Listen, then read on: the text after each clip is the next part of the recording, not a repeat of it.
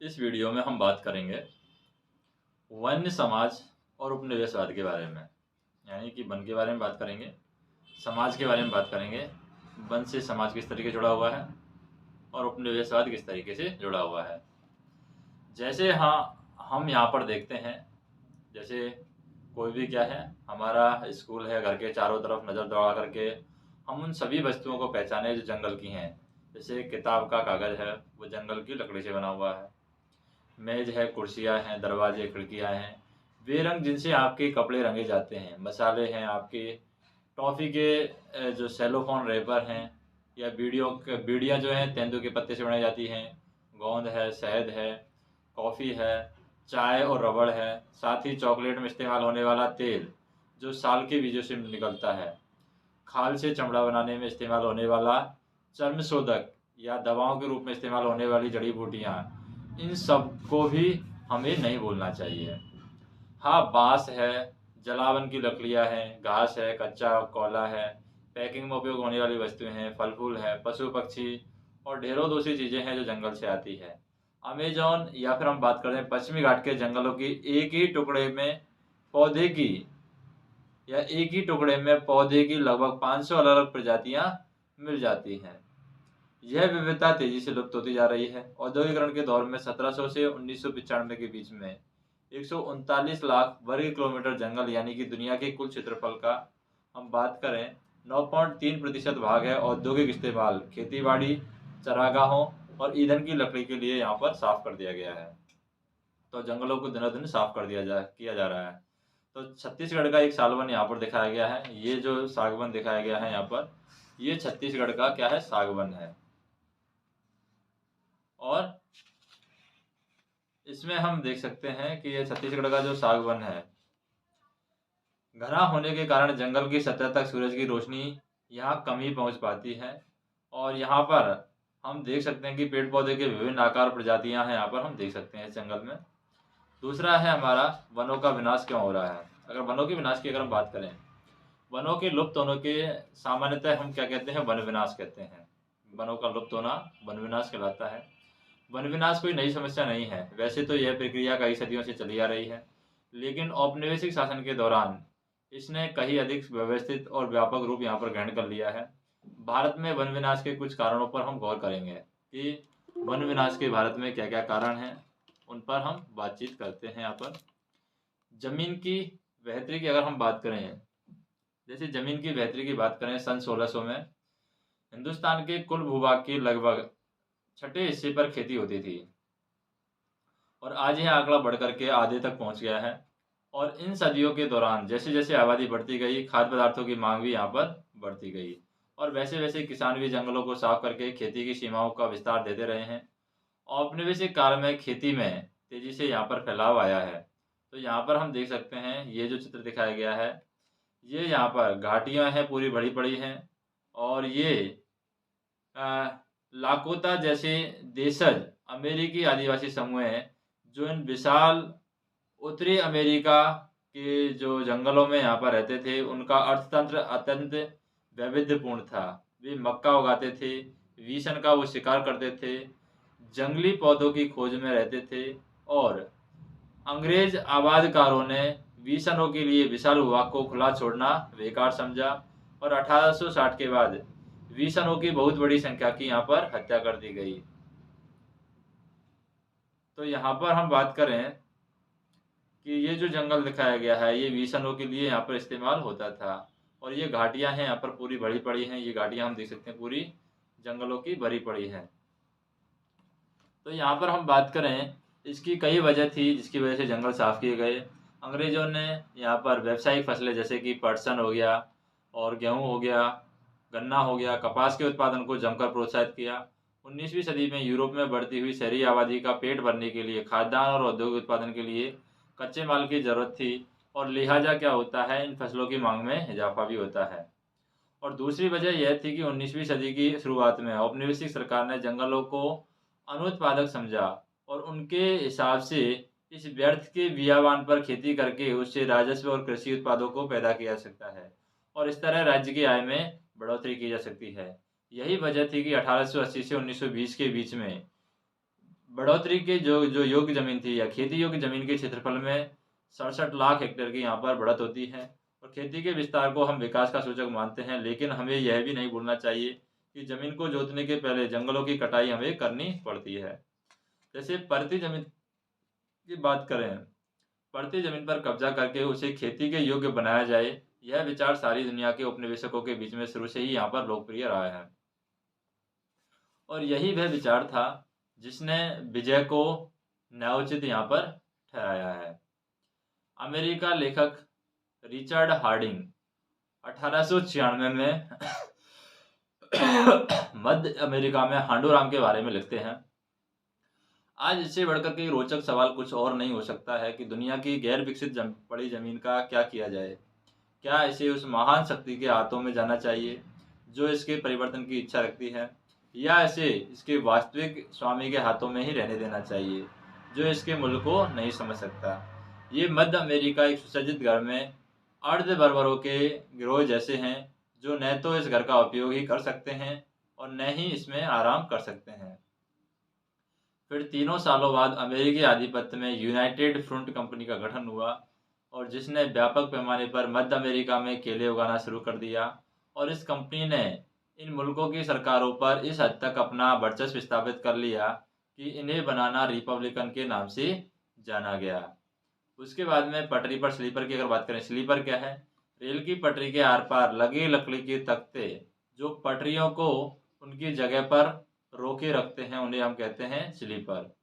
तो रेल की पटरियों के आर पार लगे रहते हैं, लकड़ी के तख्ते रहते थे पहले जो पटरियों को खुद की जगह पर रोके रहते थे। सिंह भूमि के जंगलों में साल के तनों से स्लीपरों का निर्माण यहाँ पर किया गया है। ये छोटा नागपुर मई 1897 का ये चित्र है। रेल की पटरी हेतु स्लीपर बनाने के लिए वन विभाग पेड़ों की काटने और पटरी बनाने के लिए तो आदिवासियों को नियुक्त किया करता था, लेकिन उनको अपने घर बनाने के लिए पेड़ काटने की अनुमति यहाँ पर नहीं थी। उसके बाद में अगर हम बात करें, ये जैसे कि बांस के वेड़े कासालंग नदी में बहकर जाते हुए यहाँ पर दिखाए गए हैं। तो ये कासालंग नदी में बांस के बेड़े यहाँ पर बह करके भेज दिए जाते थे या बहा करके भेज दिए जाते थे। चट्टांगी या पर्वतीय पट्टी यहाँ पर दिखाई गई है, वहाँ से ये बांस के बेड़े काट करके नदी के रास्ते भेजे जाते थे। तो 19वीं सदी की शुरुआती तक इंग्लैंड में बलूक यानी ओक के जंगल लुप्त होने लगे थे और इसकी वजह से शाही नौसेना के लिए लकड़ी की आपूर्ति में मुश्किल आ खड़ी हुई थी। मजबूत और टिकाई लकड़ी की नियमित आपूर्ति के बिना अंग्रेज जहाज भला कैसे बन सकते थे और जहाज़ों के बिना शाही सतह कैसे बचाई और बनाई रखी जा सकती थी। 1800 के 20 के दशक में खोजी दस्ते हिंदुस्तान की वन संपदा का अन्वेषण करने के लिए भेजे गए और एक दशक के भीतर बड़े पैमाने पर पेड़ यहाँ पर काटे जाने लगे। भारी मात्रा में लकड़ी का हिंदुस्तान से निर्यात यहाँ पर होने लगा। 1850 के दशक में रेल लाइनों के प्रसार से लकड़ी के लिए एक नई तरह की मांग पैदा कर दी। शाही सेना के आवागमन और औपनिवेशिक व्यापार के लिए रेल लाइनें अनिवार्य कर दी थी। इंजनों को चलाने के लिए ईंधन के तौर पर और रेल की पटरियों को जोड़े रखने के लिए स्लीपरों के रूप में लकड़ी का यहाँ पर भारी जरूरत थी। और 1 मील लंबी रेल की पटरी के लिए 1760 से 2000 स्लीपर की आवश्यकता यहाँ पर पड़ती थी। और भारत में रेल लाइनों का जाल है 1860 के दशक से यहाँ पर तेजी से फैला है।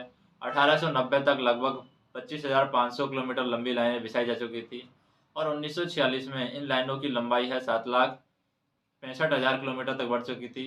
और रेल लाइनों के प्रसार के साथ साथ बड़ी तादाद में पेड़ भी काटे गए। अकेले मद्रास प्रेसिडेंसी में 1850 के दशक में प्रति वर्ष 75,000 पेड़ स्लीपरों के लिए काटे गए थे और सरकार ने आवश्यक मात्रा की आपूर्ति के लिए निजी ठेके दिए और इन ठेकेदारों ने बिना सोचे समझे पेड़ काटना शुरू कर दिया और रेल लाइनों के इर्द गिर्द जंगल तेजी से यहाँ पर गायब होने लगे।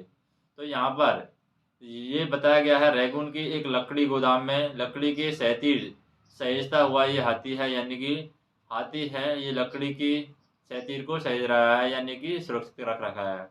तो औपनिवेशिक दौर में अक्सर हाथियों का इस्तेमाल है जंगलों और लकड़ी के गोदामों में भारी भरकम लकड़ी को उठाने के लिए यहाँ पर किया जाता था हाथियों का इस्तेमाल। उसके बाद में हम बात करते हैं मुल्तान और सुखपुर के बीच में इंडस वैली रेलवे नाम से लगभग 300 मील लंबी एक नई लाइन यहाँ पर बनाई जानी थी। 2000 स्लीपर प्रति मील की दर से इसके लिए 10 feet into 10 inch into 5 inch यानी कि 3.5 घन फुट प्रति इकाई के यहाँ पर 6 लाख स्लीपर की जरूरत होती थी।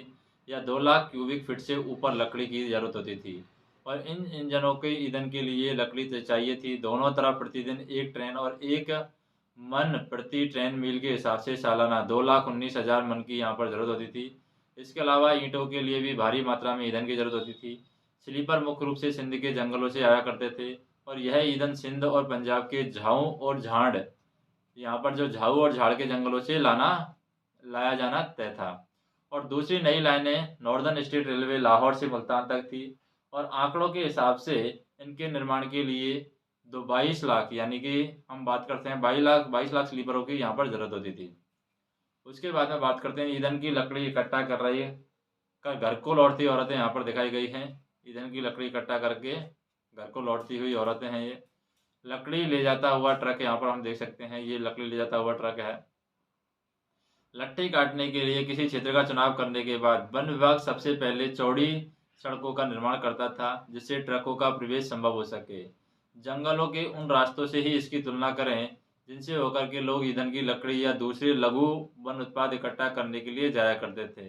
ऐसे अनेक ट्रक हैं लकड़ी से भरे हुए जंगलों में बड़े शहरों को यहाँ पर जाते थे। फिर बागान की अगर बात करें, यूरोप में चाय, कॉफ़ी और रबड़ की बढ़ती मांगों को पूरा करने के लिए इन वस्तुओं के बागान बने और इसके लिए प्राकृतिक वनों को एक भारी हिस्सा यहाँ पर साफ किया गया। औपनिवेशिक सरकार ने जंगलों को अपने कब्जे में लेकर के उनके विशाल हिस्सों को बड़ी सस्ती दरों पर यूरोपियन बागान मालिकों को सौंप दिया और इन इलाकों की वाड़बंदी करके जंगलों को यहाँ पर साफ कर दिया गया है। चाय, कॉफ़ी की खेती यहाँ पर की जाने लगी। उसके बाद में हम बात करें जैसे कि व्यावसायिक वानिकी की शुरुआत किस तरीके से होती है। जैसे कि जहाज और रेल की पटरियां बिछाने के लिए अंग्रेजों को जंगलों की यहाँ पर ज़रूरत थी। अंग्रेजों को इस बात की चिंता थी कि स्थानीय लोगों के द्वारा जंगलों का उपयोग और व्यापारियों के द्वारा पेड़ों की अंधाधुंध कटाई से जंगल नष्ट हो जाएंगे। इसलिए उन्होंने डाइट्रिच वेंडिस नामक जर्मन विशेषज्ञ को इस विषय पर मशवरे के लिए बुलाया और उसे देश का पहला वन महानिदेशक यहाँ पर नियुक्त किया गया। वेंडिस ने महसूस किया कि लोगों को संरक्षण विज्ञान में प्रशिक्षित करना और जंगलों के प्रबंधन के लिए एक व्यवस्थित तंत्र विकसित करना होगा और इसके लिए कानूनी मंजूरी की यहाँ पर ज़रूरत पड़ेगी। वन संपदा के उपयोग संबंधी नियम तय करने पड़ेंगे। पेड़ों की कटाई और पशुओं को चराने जैसी गतिविधियों पर पाबंदी लगा करके यहाँ पर पेड़ों की कटाई और पशुओं को चराने जैसी गतिविधियों पर पाबंदी लगा करके ही जंगलों को लकड़ी उत्पादन के लिए आरक्षित किया गया और इस तंत्र की अवमानना करके पेड़ काटने वाले को यहाँ पर क्या दी जाती थी, पेड़ काटने वाले को यहाँ पर सजा दी जाती थी। और पेड़ काटने वाले किसी भी व्यक्ति को यहाँ पर सजा का भागी बनना होता था। इस प्रकार ब्रेंडिस ने 1864 में भारतीय वन सेवा की स्थापना की और 1865 में भारतीय वन अधिनियम को सूत्रपात करने में सहयोग दिया और इंपीरियल फॉरेस्ट रिसर्च इंस्टीट्यूट की स्थापना 1906 में देहरादून में हुई, जहाँ जिस पद्धति को शिक्षा दी जाती थी, तो यहाँ पर जिस पद्धति की यहाँ पर शिक्षा दी जाती थी उसे वैज्ञानिक वानिकी कहा जाता है, यानी कि साइंटिफिक फॉरेस्ट्री कहा जाता है। लेकिन आज परिस्थितिकी विशेषज्ञ सहित ज़्यादातर लोग मानते हैं कि यह पद्धति कतई वैज्ञानिक नहीं थी। उसके बाद में ये हम देख सकते हैं, ये जो चित्र दिखाया गया है इटली में स्थित टकशनी में पॉल पार्क के जंगल का एक व्यवस्थित गलियारा है। ये पॉल पार्क के जंगल मुख्यतः लकड़ी के लिए महत्व रखते थे, पत्तों, फलों और दूसरे उत्पादों के लिए उपयोगी नहीं थे। एक समान लंबाई वाले और सीध में लगे इन पेड़ों को देखें तो यही वह मॉडल है जिसे वैज्ञानिक वानिकी से प्रोत्साहित माना जाता है। उसके बाद में हम यहाँ पर भी देख सकते हैं, ये कांगड़ा का एक देवदार बागान है 1933 का, यहाँ पर भी हम देख सकते हैं। उसके बाद में the imperial forest school Dehradun Bharat का है। ब्रिटिश साम्राज्य में खुला पहला वानिकी स्कूल है ये, the imperial forest school Dehradun Bharat. तो वैज्ञानिक वानिकी के नाम पर विविध प्रकार प्रजाति वाले प्राकृतिक जो वनों का काट डाला गया है, यानी कि प्राकृतिक वनों को यहाँ पर वैज्ञानिक वानिकी के नाम पर विविध प्रजाति वाले प्राकृतिक वनों को काट डाला था और उनकी जगह सीधी पंक्ति में एक ही किस्म के पेड़ लगा दिए गए, इसे बागान कहा गया। वन विभाग के अधिकारियों ने जंगलों का सर्वेक्षण किया, विभिन्न किस्म के पेड़ों वाले क्षेत्रों की नाप जोख की और वन प्रबंधन के लिए योजनाएं बनाई गई। उन्होंने यह तय किया कि बागान का कितना क्षेत्र प्रतिवर्ष काटा जाएगा और कटाई के बाद खाली जमीन पर पुनः पेड़ लगाए जाने थे ताकि कुछ ही वर्षों में यह क्षेत्र पुनः कटाई के लिए तैयार हो जाए। 1865 में वन अधिनियम को लागू होने के बाद में इसमें 2 बार संशोधन किए गए। पहले 1878 में और फिर 1927 में। 1878 वाले अधिनियम में जंगलों की 3 श्रेणियों में बांटा गया: आरक्षित, सुरक्षित और ग्रामीण। सबसे अच्छे जंगलों को आरक्षित वन कहा गया। गांव वाले इन जंगलों से अपने उपयोग के लिए कुछ भी नहीं ले सकते थे।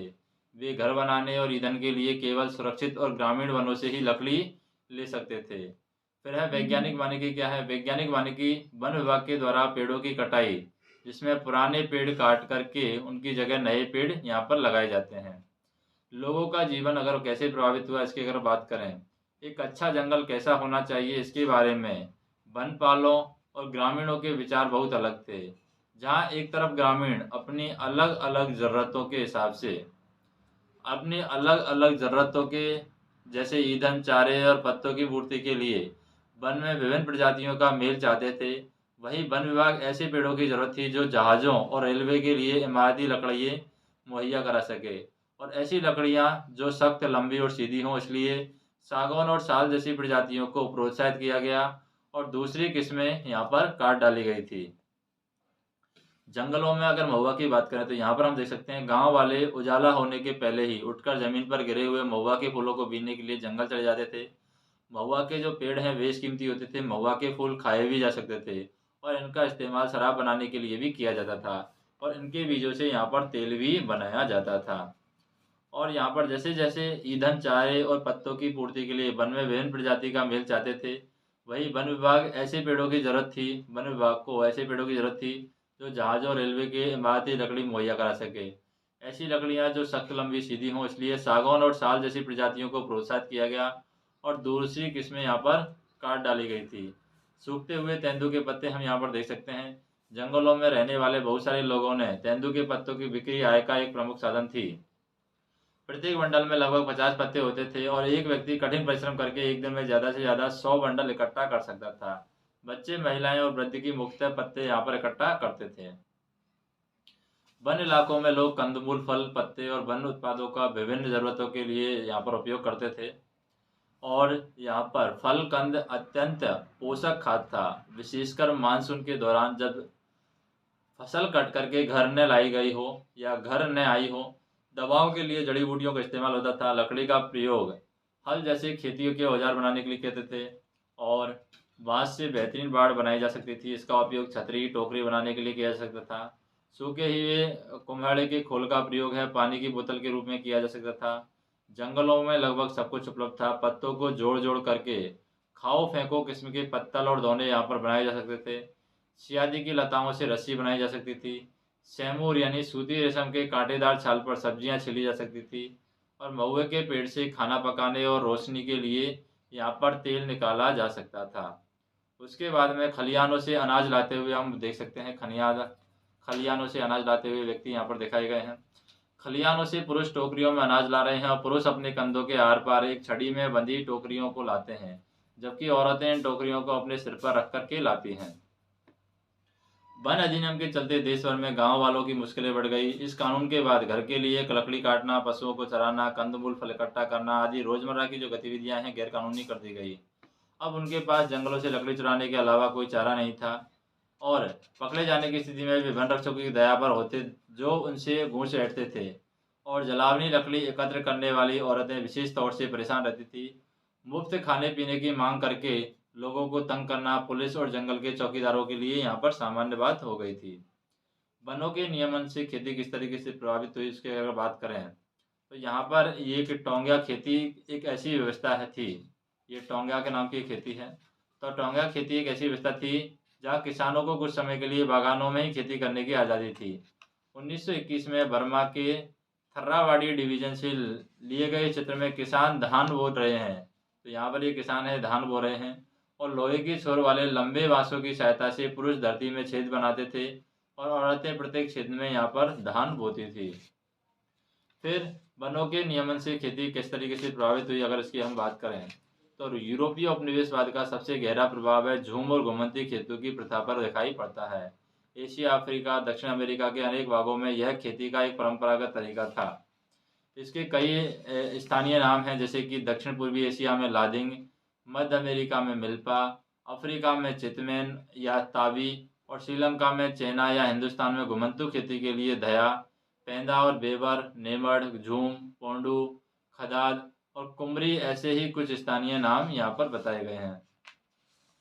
घुमंतू कृषि के लिए जंगल के कुछ भागों को बारी बारी से काटा और जलाया जाता था।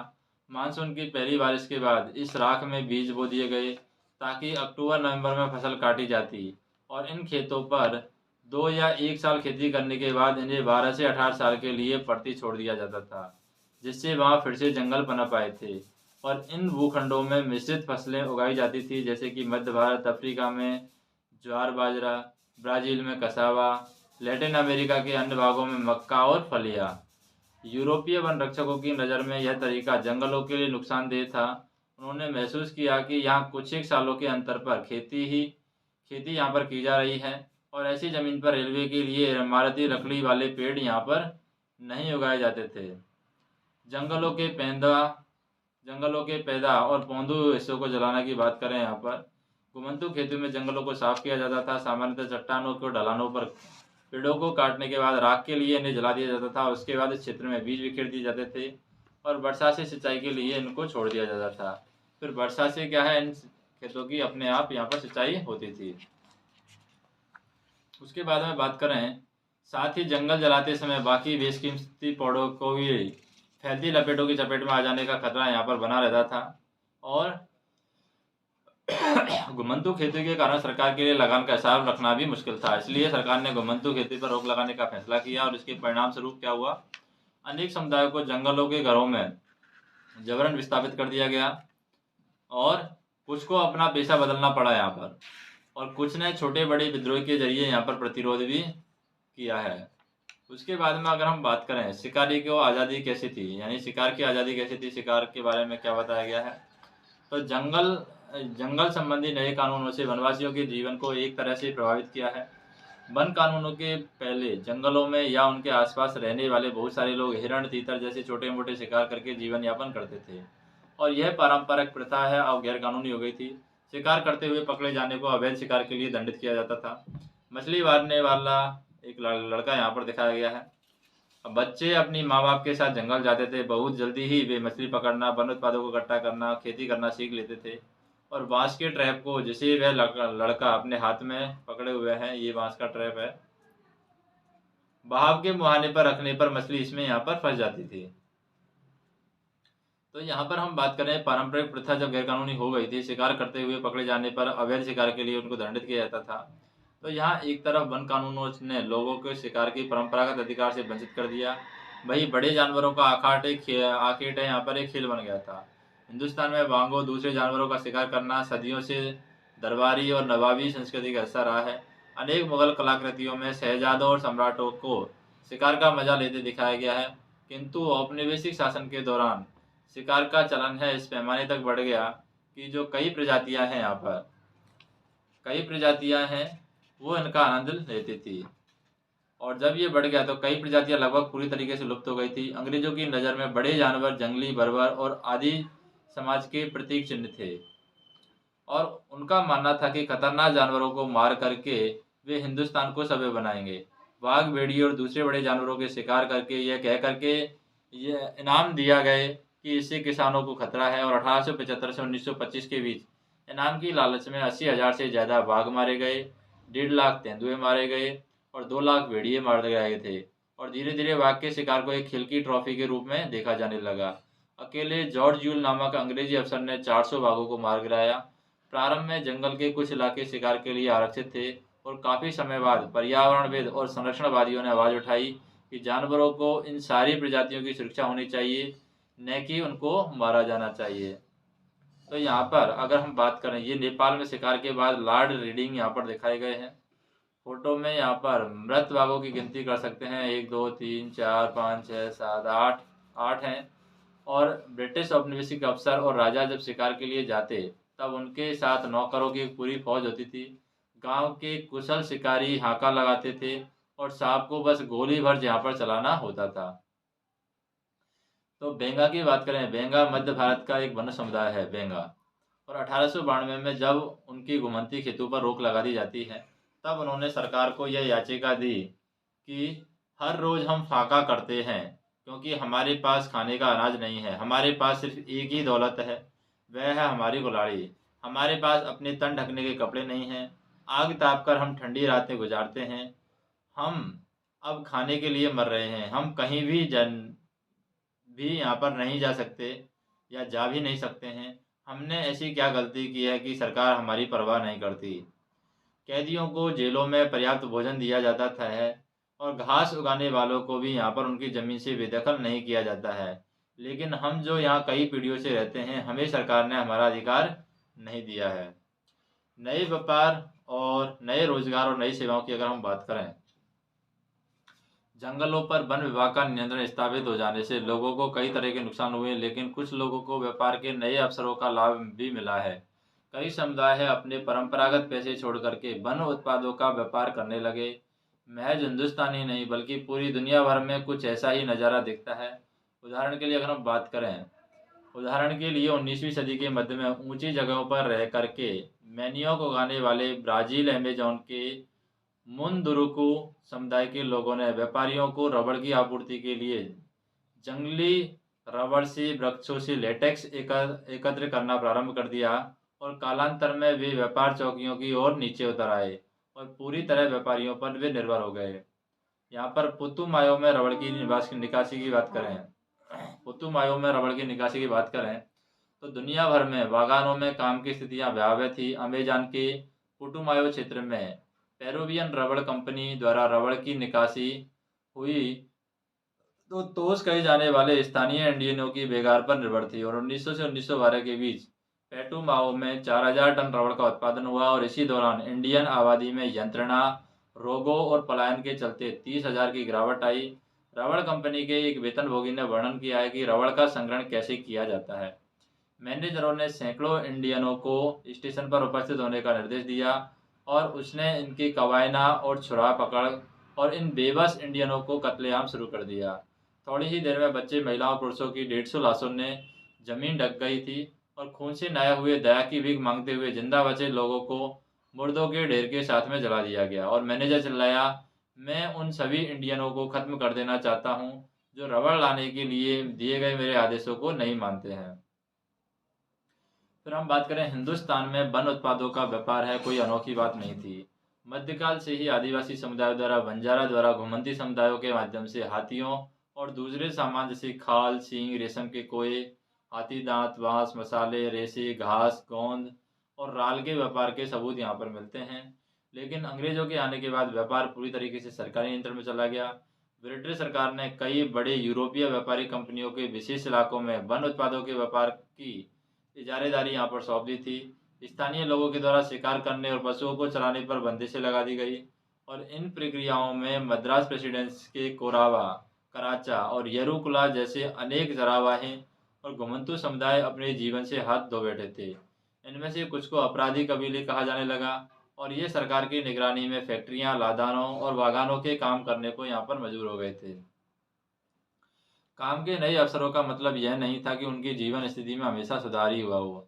असम के चाय बागानों में काम करने के लिए झारखंड के संथाल और ओराव और छत्तीसगढ़ के गोंड जैसे आदिवासी मर्द और औरतें दोनों की भर्ती यहाँ पर की गई।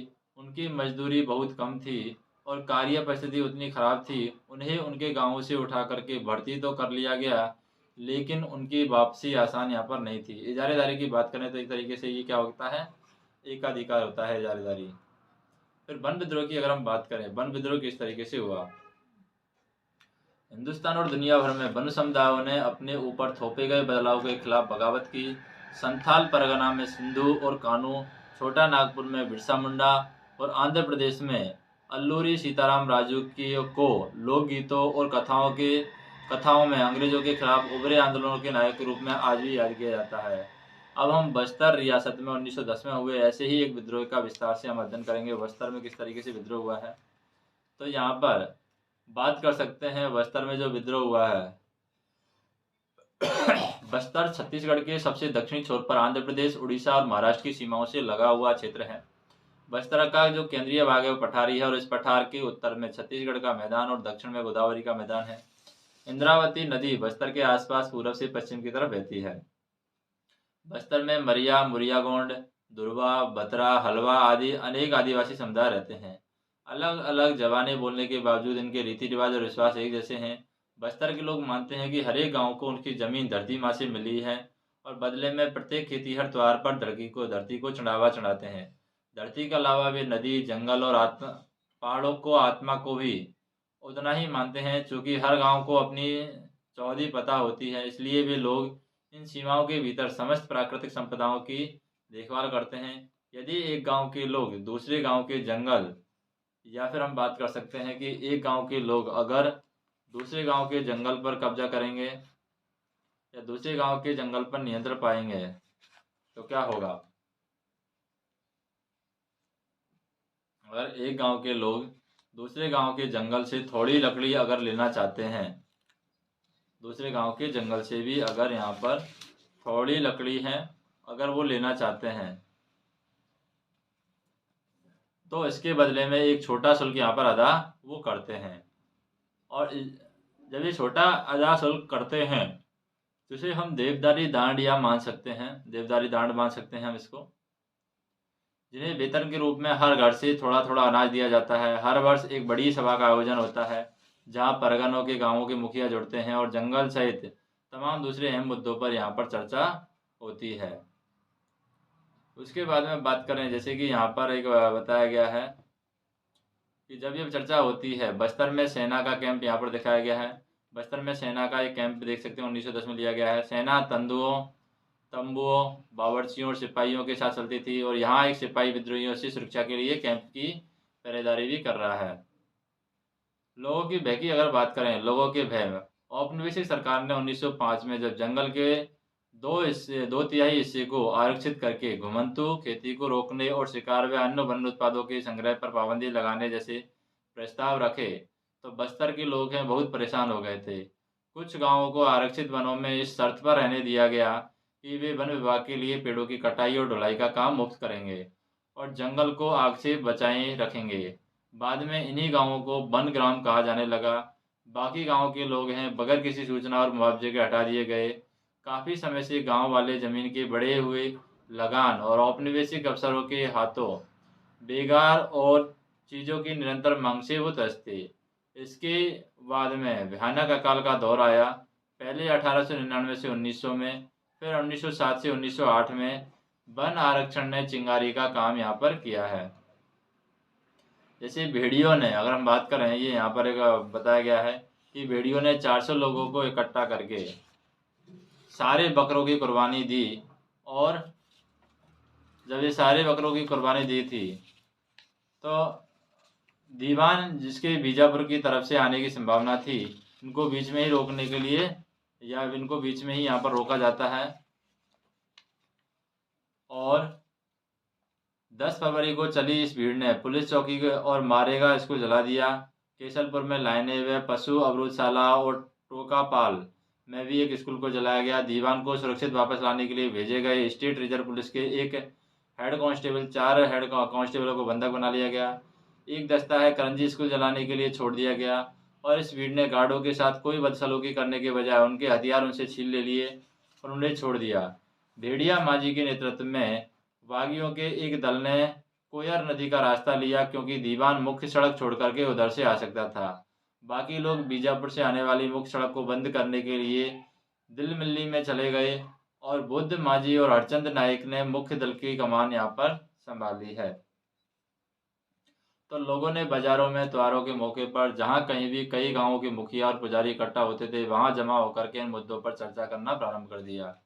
कांगेर वनों के दुर्वा समुदाय के लोग इस मुहिम में सबसे आगे थे क्योंकि आरक्षण सबसे पहले यहीं लागू हुआ था। हालांकि कोई एक व्यक्ति इसका नेता नहीं था, लेकिन बहुत सारे लोग हैं। नेथानार गांव के गुंडा धूर को इस आंदोलन की अहम शख्सियत मानते हैं। 1910 में आम की टहनियाँ और मिट्टी के ढेले, मिर्च और तीर गांव गांव चक्कर काटने लगे और यह गांवों में अंग्रेजों के खिलाफ बगावत का संदेश था। हर एक गांव ने इस बगावत के खर्चे में कुछ न कुछ मदद की है। बाजार लूटे गए हैं, अफसर और व्यापारियों के घर, स्कूल और पुलिस थानों को लूटा व जलाया गया है। अनाज का पुनर्वितरण किया गया है।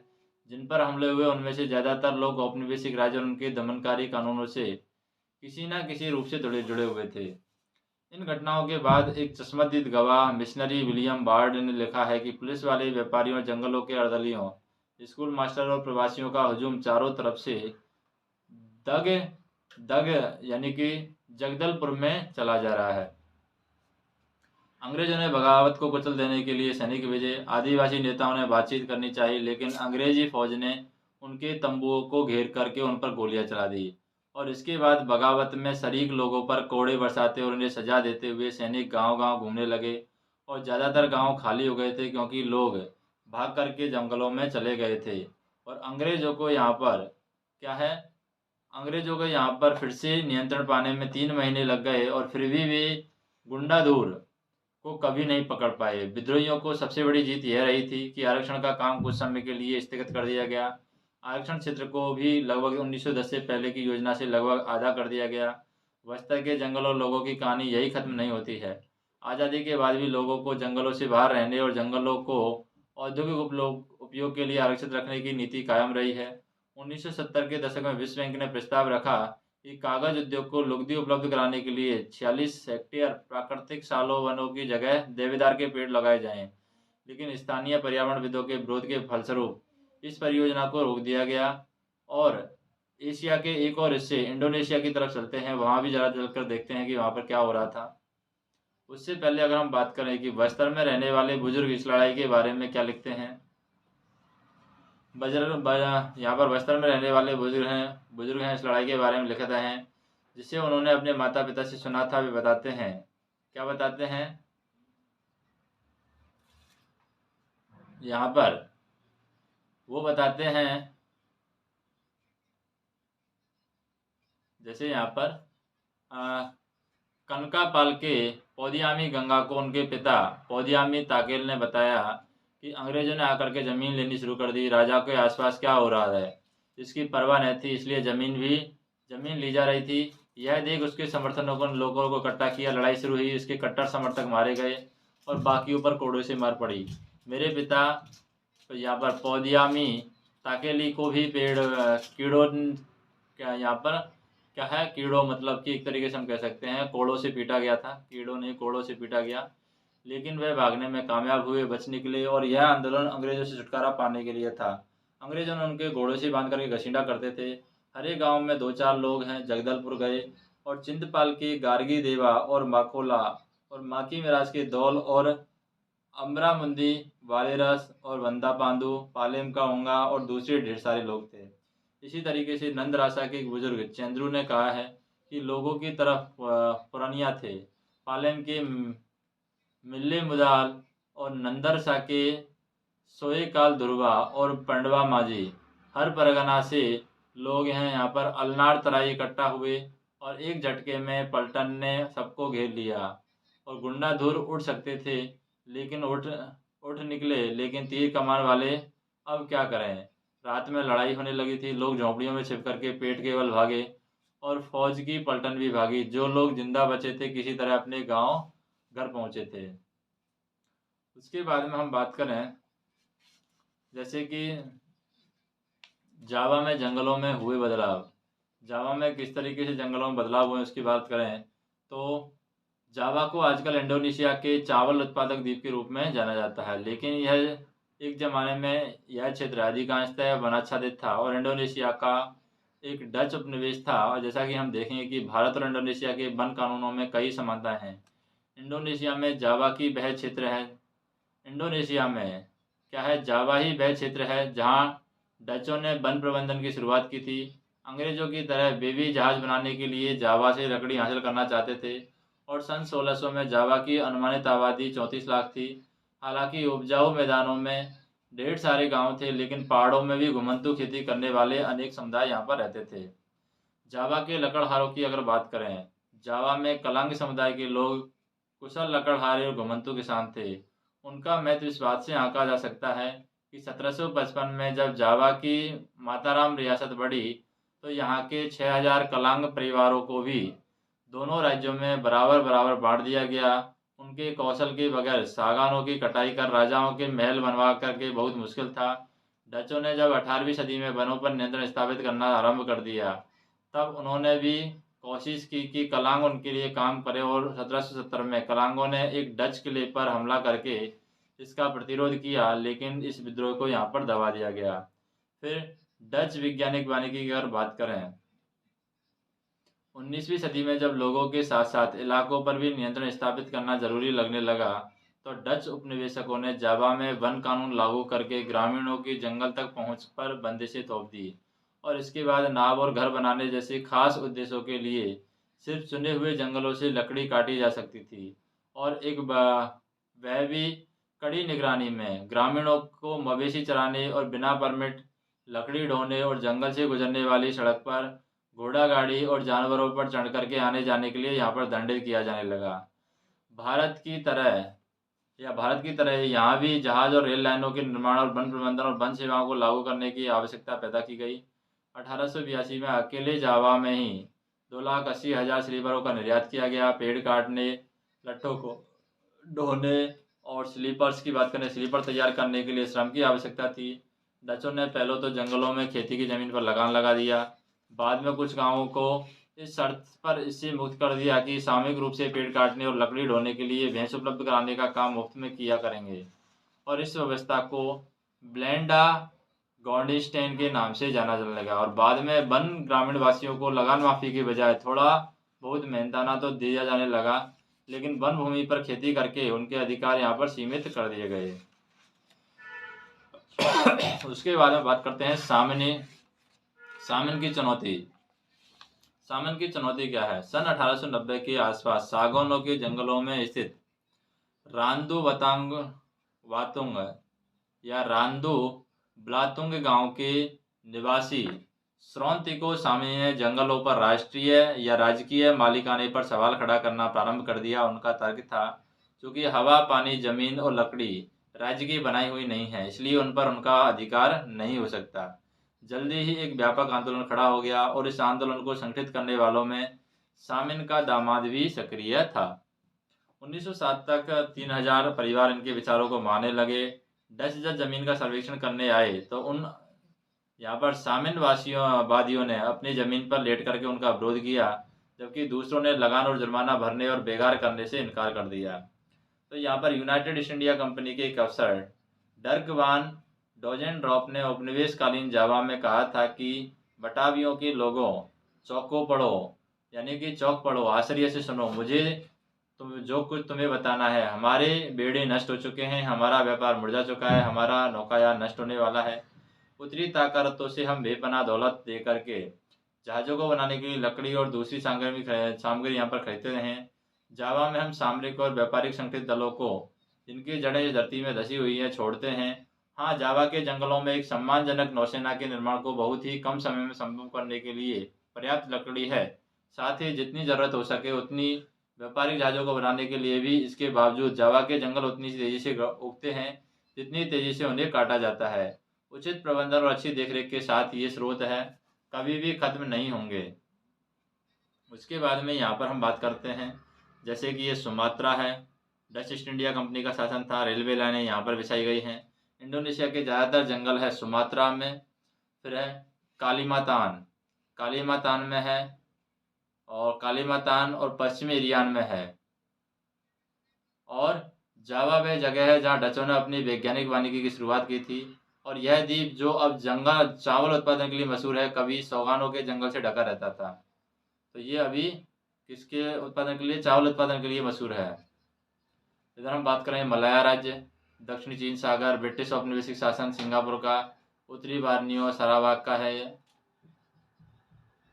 उसके बाद में युद्ध एवं वन विनाश की अगर बात करें, पहले और दूसरे विश्व युद्ध का जंगलों पर गहरा असर पड़ा है। बाद में भारत में तमाम चालू कार्य योजनाओं को स्थगित करके वन विभाग ने अंग्रेजों की जंगी जरूरतों को पूरा करने के लिए बेहताशा पेड़ काटे हैं। जावा पर जापानियों के कब्जे से ठीक पहले डचों ने भस्म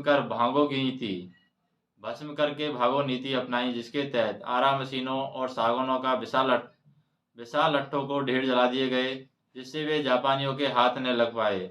और इसके बाद जापानियों ने वनवासियों को जंगल काटने के लिए बाध्य करके अपने युद्ध उद्योग के लिए जंगलों का निर्मम दोहन किया। बहुत सारे गांव वालों ने इस अवसर का लाभ उठा करके जंगल में अपनी खेती का विस्तार किया। और जंग के बाद में इंडोनेशिया वन सेवा के लिए इन जमीनों को वापस हासिल कर जाना पाना चाहता कठिन था। हिंदुस्तान की ही तरह यहाँ भी खेती योग्य भूमि के लिए प्रति लोगों की चाह और जमीन को नियंत्रित करने और लोगों को उससे बाहर रखने की वन विभाग की जिद के बीच टकराव यहाँ पर पैदा हुआ। इंडियन म्यूसियंस बोर्ड यानी सूले पोलैंडा पर एकत्रित जहाज़ों में लादने को तैयार यहाँ पर वार टिम्बर स्लीपर 1917 में दिखाया गया है। पहले और दूसरे विश्व युद्ध में मित्र राष्ट्र शायद इतना सफल नहीं होते यदि वे अपने उपनिवेशों की संपदाओं और व्यक्तियों को ऐसा दोहन करने में सक्षम न होते। दोनों विश्व युद्धों का हिंदुस्तान, इंडोनेशिया और दूसरी जगहों के वनों पर विनाशकारी प्रभाव पड़ा है। कार्यकर्ताओं को स्थगित कर दिया गया। वन विभाग ने युद्ध की जरूरतों को पूरा करने के लिए जमकर के वृक्ष यहाँ पर काटे हैं। उसके बाद में वानिकी में नए बदलाव किए गए। 80 के दशक से एशिया और अफ्रीका की सरकारों ने यह समझ में आने लगा कि वैज्ञानिक वानिकी और वन समुदाय के जंगलों से बाहर रखने की नीतियों के चलते बार बार टकराव पैदा होते हैं। परिणाम स्वरूप वनों से इमारती लकड़ी हासिल करने के बजाय जंगलों का संरक्षण ज़्यादा महत्वपूर्ण लक्ष्य बन गया। सरकार ने यह मान लिया कि इस लक्ष्य को हासिल करने के लिए वन प्रदेशों में रहने वालों को मदद लेनी चाहिए। मिजोरम से लेकर कर्नाटक यहाँ पर केरल तक हिंदुस्तान में हर कहीं घने जंगल सिर्फ इसलिए बच पाए कि ग्रामीणों ने सरना, देवराकुंड, कान और राई इत्यादि नामों से पवित्र बगीचा समझ करके इनकी रक्षा की। कुछ गांवों को वन रक्षकों पर निर्भर रहने के बजाय अपने जंगलों की चौकसी आप करते रहे हैं। इसमें हर परिवार बारी बारी से अपना योगदान देता रहा है। स्थानीय वन समुदाय, पर्यावरणविद और अब वन प्रबंधन के वैकल्पिक तरीकों के बारे में यहाँ पर वन प्रबंधन वाले सोचने लगे। तो डच औपनिवेशिक शासन के अधीन रेमबेंग में लट्ठों का गोदाम यहाँ पर दिखाया गया है। उसके बाद में नेक्स्ट हम देखेंगे आधुनिक विश्व में चरवाहे हैं, वो नेक्स्ट वीडियो में देखेंगे।